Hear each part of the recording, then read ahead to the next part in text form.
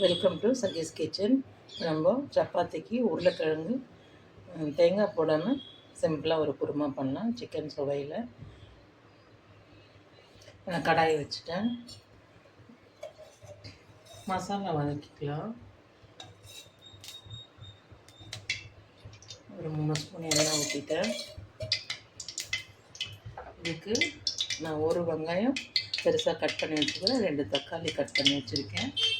இதை போட்டுக்கோம். இது கொஞ்சம் வதங்கட்டும். இதுலேயே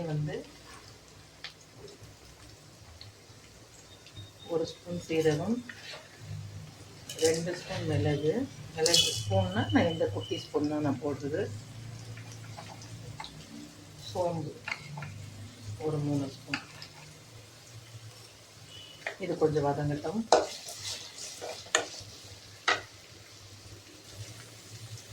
இதில் ஒரு கொஞ்சம் பூண்டு, இந்த மசாலாவுக்கு தேவையான அளவுக்கு பூண்டு, முந்திரி ஒரு 10 முந்திரி எடுத்து வச்சுருக்கேன்.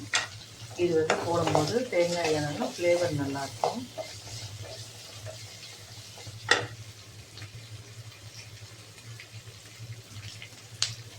கொஞ்சம் கருவேப்பிலை.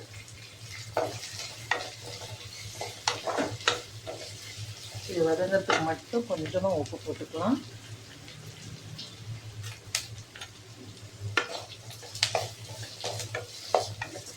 இந்த மாதிரி வதக்கி அரைச்சி செய்யும்போது டக்குன்னு சமைச்சிடலாம், சுவையும் நல்லாயிருக்கும்.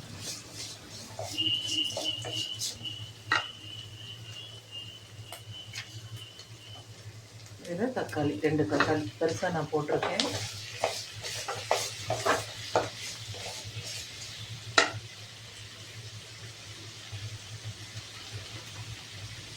கொஞ்சம் மஞ்சள் பொடி.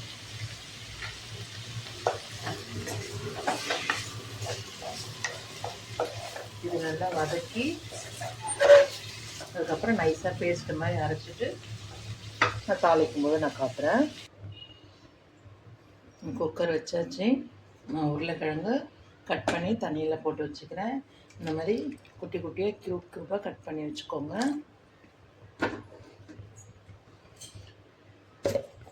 மசாலாவும் நல்லா அரைச்சாச்சு. வெங்காயம் இந்த மாதிரி பெருசாக கொஞ்சம் ஃப்ரைட் ரைஸ்க்கெல்லாம் போடும் அந்த மாதிரி கட் பண்ணிக்கிறேன். ஒரு 2 கருவேப்பிலை. எண்ணெய் போட்டுக்கலாம்.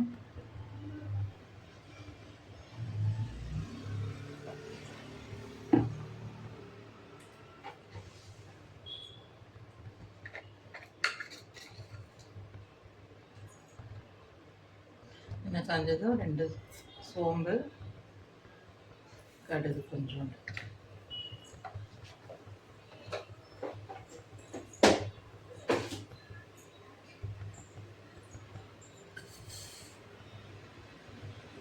அது பொரிக்கிட்டோம். பொரிச்சது வெங்காயம் போடுவோம்.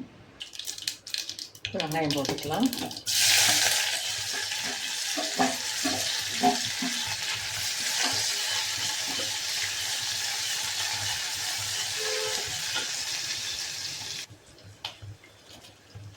ஆல்ரெடி மசாலாவில் கொஞ்சம் உப்பு போட்டிருக்கோம். இந்த குழம்புக்கு தேவையான உப்பு போடும். வெங்காயமும் சீக்கிரம் கொஞ்சம் வதங்கிடும்.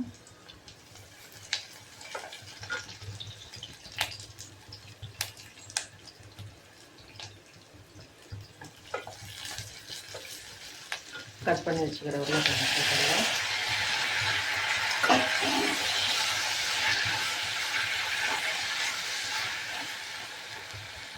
ஏற்கனவே நம்ம பெப்பர் போட்டிருக்கோம். காரம் பார்த்து உங்களுக்கு எவ்வளோ வேணுமோ அதை போட்டுக்கோங்க. நான் குழம்பு மிளகாத்தூள் தான் போடுறேன்.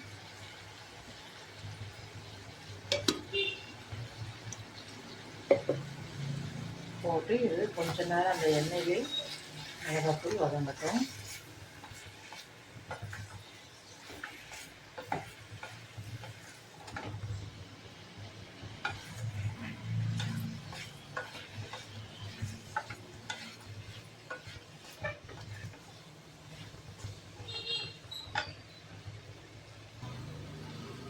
வதங்கிட்டு போதும். அரைச்சி வச்சுருக்கிற மசாலாவை ஊற்றிடுறேன்.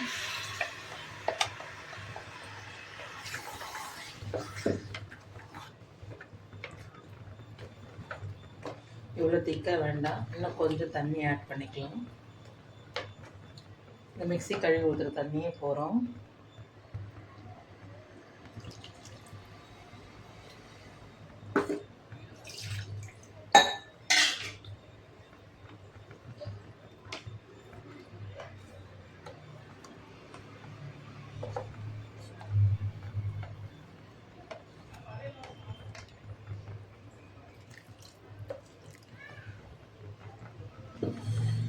இந்த திக்னஸ் போகிறோம். சப்பாத்திக்கு தானே சாப்பிட்டு செய்கிறோம், அதனால் இந்த திக்னஸ் போதும். இது இட்லி தோசை கூட சூப்பராக இருக்கும். கொத்தமல்லி போட்டுட்டு குக்கர் 2 இல்லை 3 விசில் விடலாம்.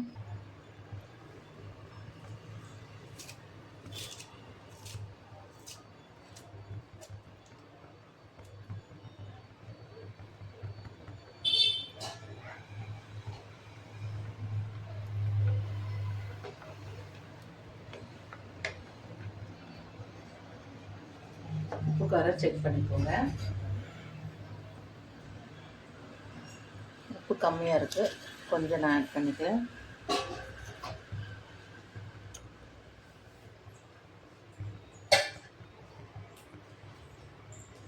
மூடி போட்டுட்டு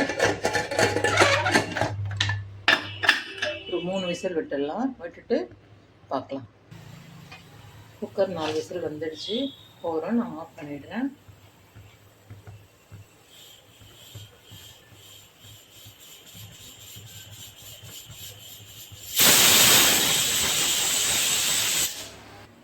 விசில் ஃபுல்லாக காற்று இறங்கின பிறகு பார்க்கலாம் எப்படி இருக்குன்ட்டு. நல்ல வாசனை, மட்டன் குழம்பு மாதிரி. குக்கர் காற்றெல்லாம் போயிடுச்சு, திறந்துக்கலாம்.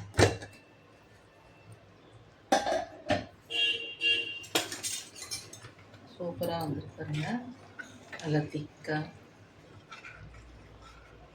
நான் 4 விசில் விட்டேங்க. உருளைக்கிழங்குலாம் நல்லா வெந்து சாஃப்டாக இருக்கு பாருங்கள், தெரியுதா?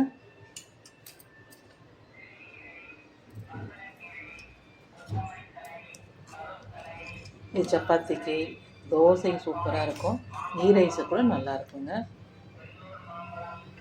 இதே மாதிரி செஞ்சு சாப்பிட்டுட்டு கமெண்ட் பண்ணுங்கள். பிடிச்சிருந்தால் லைக் பண்ணுங்கள், ஷேர் பண்ணுங்கள். தேங்க்யூ.